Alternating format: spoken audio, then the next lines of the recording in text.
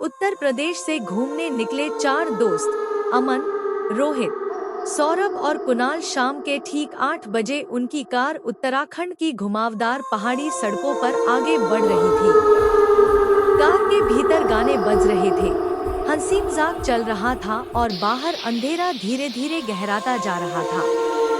अचानक अमन की नजर सड़क के किनारे खड़े एक आदमी पर पड़ी। वह बिल्कुल शांत, सिर झुकाए खड़ा था। कुछ ही पलों बाद उसने अपना हाथ उठाया और अमन को अपनी ओर बुलाने लगा। अमन घबरा गया और तुरंत अपने दोस्तों को बताया, लेकिन तीनों हंस पड़े। उन्होंने कहा कि पहाड़ों का डर अमन के सिर चढ़ गया है। थोड़ी दूर आगे बढ़ने पर उन्हें सड़क के पास एक पुराना दुर्घटना स्थल दिखाई दिया। वहां जली हुई लकड़ियां, टूटे हुए पत्थर और बीच में एक गहरा लाल सा निशान था। सभी गाड़ी से उतर गए और जोर जोर से हंसते हुए तस्वीरें लेने लगे। उन्हें जरा भी अंदाजा नहीं था कि यह जगह किसी की मौत की गवाह रह चुकी है। जैसे ही वे वापस गाड़ी में बैठे और आगे बढ़ने लगे, कार अचानक बंद हो गई। इंजन पूरी तरह ठप था, मोबाइल नेटवर्क गायब हो चुका था। हवा अचानक ठंडी पड़ गई और पूरा जंगल एक अजीब सी खामोशी में डूब गया।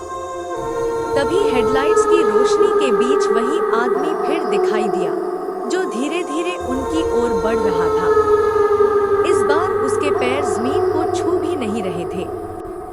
डर के मारे सभी ने तुरंत गाड़ी के दरवाजे लॉक कर लिए। उसी पल कुणाल को अचानक सांस लेने में परेशानी होने लगी।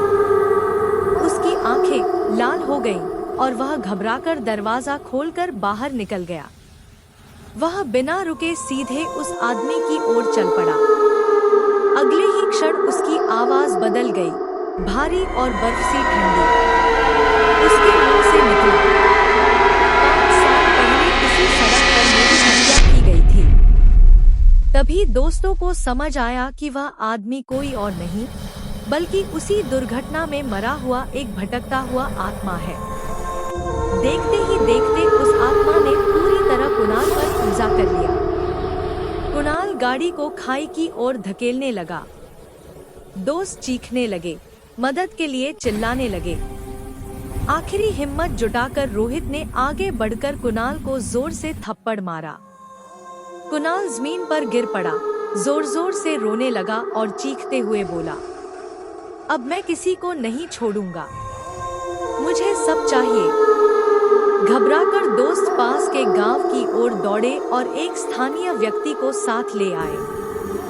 उसकी मदद से कुणाल को सीधे मंदिर ले जाया गया। को पकड़ती है जो उसकी मृत्यु स्थल पर हंसकर उसका अपमान करते हैं, क्योंकि उसकी आत्मा अब तक भटक रही है। मंत्रोच्चार, घंटियों और पूजा के बाद कुणाल बेहोश होकर गिर पड़ा। कुछ देर बाद उसे होश आया और वह पूरी तरह ठीक था। आज भी उस पहाड़ी सड़क के बारे में लोग कहते हैं कि वहाँ सिर्फ गाड़ी धीरे चलाना ही जरूरी नहीं, बल्कि अपनी जुबान और हंसी को भी संभाल कर रखना चाहिए।